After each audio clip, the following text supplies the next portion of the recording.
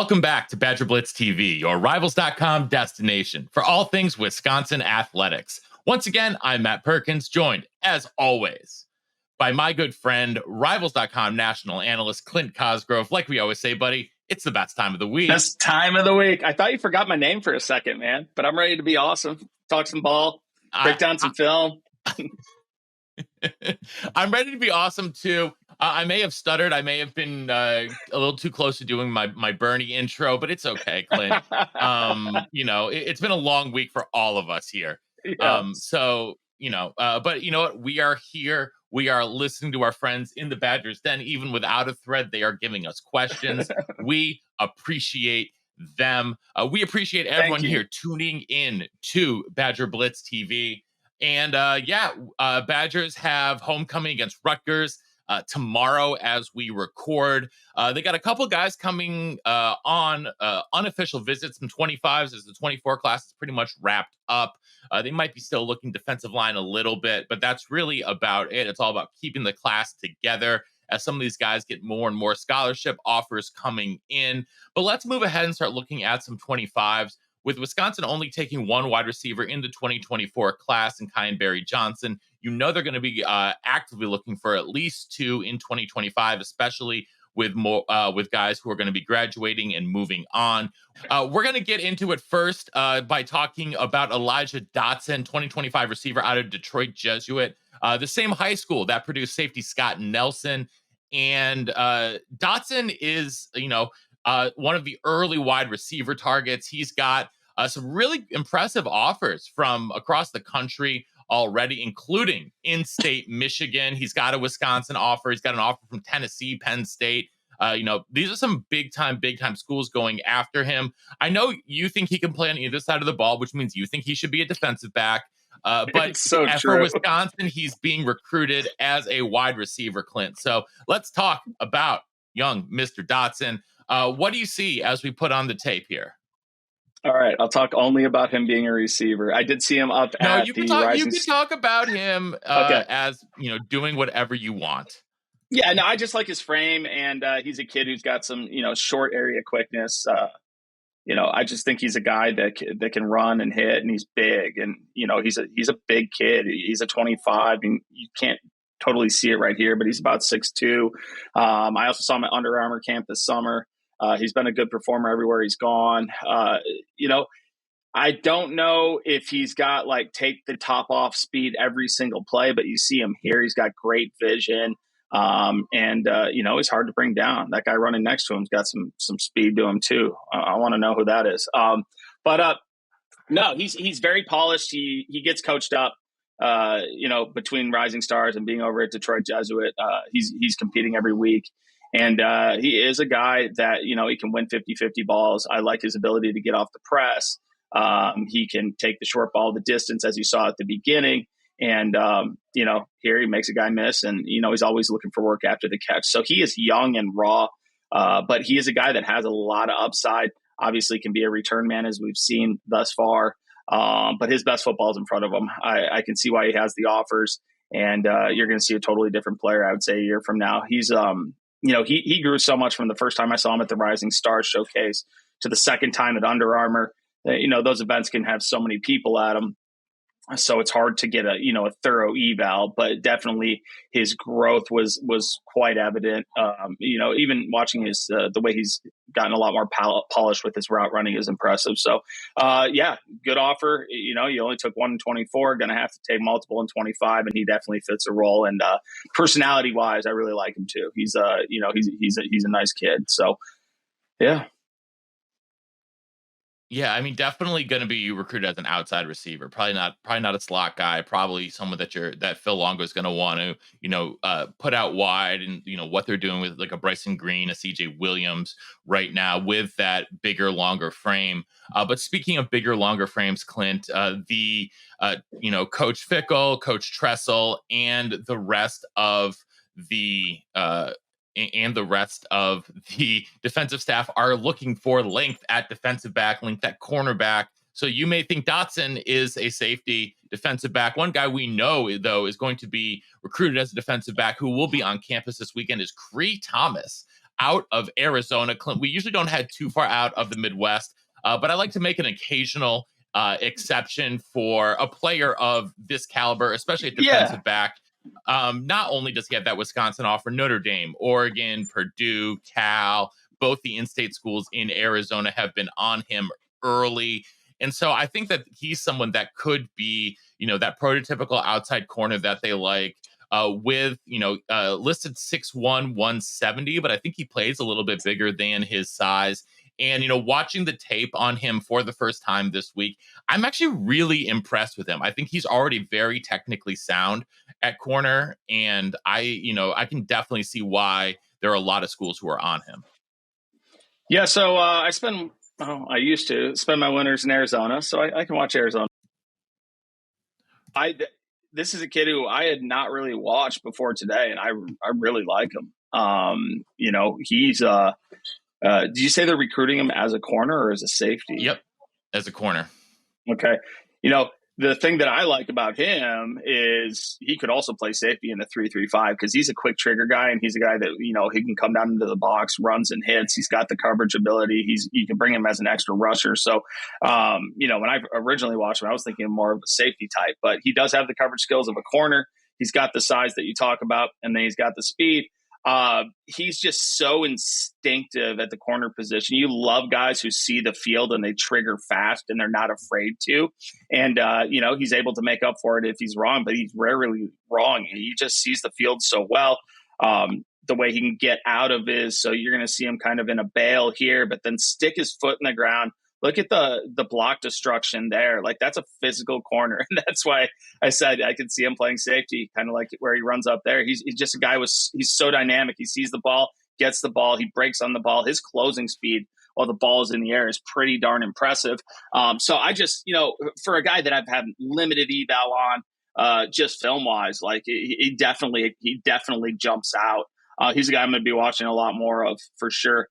You see it again there. He goes and sets an edge against a fullback running full speed at him or whatever that was. I didn't see the back end view, but yeah, you got to love the versatility here. Look at him getting over the top of number one on the deep ball. So he's got great range. And then once again, just identifying the ball, coming downhill, running, hitting.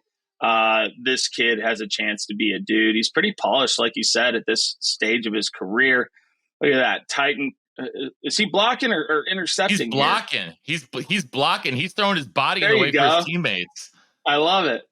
His teammate looked good with the ball there too. Rolling down right there, that's not an easy play to make. Rolling down to come in and make a tackle in space. The way he goes downhill hard and then comes to balance and then can change direction. A lot of guys can't do that. It's a skill that can be taught, but guys who do it naturally are obviously a step ahead and just, have a chance to be special. He's one of those guys. I'm excited to learn and watch more about him for 2025. He's way ahead of schedule. Yeah. And so the last 2025 that we are going to hop into here today is Kaden O'Rourke from your neck of the woods. His team this fall has been nothing short of dominant. Clint, I know you and I were talking before the show about just how strong that Lincoln Way East team has been. Frankfort, Illinois. Again, we're back in your home state. His older brother was a pretty big time recruit as well, if I am not mistaken. Caden's got that in-state offer from Illinois as well as Iowa, Northwestern, Louisville, and some serious interest from Wisconsin, Notre Dame, Michigan, and some other schools. So I think he's definitely someone to keep an eye on. He's listed as a weak side defensive end, and Wisconsin I think is going to be recruiting him there, but you also see, it depends on how much he's going to fill out. Listed 6'5", 215. If he really fills out, he could. He might be even taller and longer than that. Like his brother was 6'6", 6'7". Yeah. So we're going to turn on the tape here. Let's talk a little bit more about Caden. Well, one, he's from, like you said, a phenomenal program. Lincoln Way East is on an absolute tear this year. This right here is against Batavia. I was at Batavia's game last week because they played Geneva with Talon Taylor. But you're going to notice he's just so technically sound. Look at him stay square. Like even the way he moved in his stance to kick inside. Like everything was just perfect, very efficient. Then he gets, able to keep a strong base, hold an edge, plays with his hands. His brother was a very highly rated kid who I believe went to Northwestern, didn't necessarily become the player that a lot of people thought he could have been. I don't know if it was for injuries or whatnot, but you see it there again, the length, his ability to shed blocks, to engage, shed, chase, close in and make the tackle. Lincoln Way East is always a physical program. You got to be physical to play there. Batavia, the team that they're playing right now, is extremely physical. That's actually home of Tyler Janzi. Tyler was at the Geneva game last week. When I was on the bye, I think Wisconsin coach might have stopped by. I talked to one of the Ohio State coaches there. Sorry to go on the tangent, but he's playing. That's what we're here for. It's that inside intel, my friend. It's that inside intel. Yeah, but no, there's a lot to like about him. He's at a very raw stage of his career, like most of these young, long defensive ends are. You talk about, will he fill out? How big is he going to get? How strong is he going to get? But you look at some of those clips, and you see him just long arm a guy into the backfield. And those linemen that he was going against for Batavia, they're pretty big, strong dudes. So a lot of upside. Like you said, I'm interested to see. I mean, if he fills out, he could play anywhere across the D-line. He could be an interior guy in the 3-3-5, bringing a little interior pass rush ability and also ability to two gap. And, so you like that about him as well. So I'm going to get you out of here on this, because you mentioned how strong his high school program and how sort of hard-nosed they are and how he fits that mold. How does coming from a program like that in general get guys ready for the next level? Like what's like the real difference in coming from a program like that versus a program that maybe, doesn't really produce a lot of D1 guys? Yeah. Well, it's kind of instilled in you. Like it's instilled in you, you're going to work hard and you're going to be pushed. Even if you're the best player, like programs that are built not off one player or one Division I recruit, schools like Lincoln Way East, whether they have, and they do have some years where they'll have, 4 Power 5 guys, and other years they might not have a single Power 5 guy. But regardless, they're going to be a good program, and that's because there's a way things are done. They've got a great feeder program, so these kids are running the same thing from middle school on up. They're a little too far out for the private schools to poach all their kids. And really, it's a free private school because, it's a public school. So those guys go for free. And the program's fantastic. The coach has done a great job. So it does prepare you, because you're not walking in day one and being like, oh, look at this weight room. Oh, gosh, I've never done this weight before, or I've never done this lift before. Nobody's ever pushed me this hard. They come in with a better base, a better understanding, and a lot of times a better ability to contribute early. I would say that is the biggest thing. You can have great players from both programs, but from both types of programs, when I say that, there's schools in St. Louis that don't have a weight room. So these kids come in and they've never lifted a weight, and their ceiling can be higher. But I feel like the guys who are in these programs that win, they're competing every day from a young age. If you're not tough, if you're not strong, if you're not physical, if you're not doing the right things in the classroom, it doesn't matter. You're not bigger than the team. They don't need you. They're going to succeed either way. So you learn to be a program guy. You learn what it's like to actually work, not what you think is hard work, but to actually work and compete every day. And so I do think it makes a big difference. There's certain programs that, like, their kids, whether they are, NFL caliber talents, for some reason they always pan out. And, well, I guess not every school, no matter the school, is going to have guys that don't always pan out for whatever reasons. But I think those type of schools that are program built and the kids just come in with an ability, an innate understanding of what is expected, and they're not afraid to work. Yeah.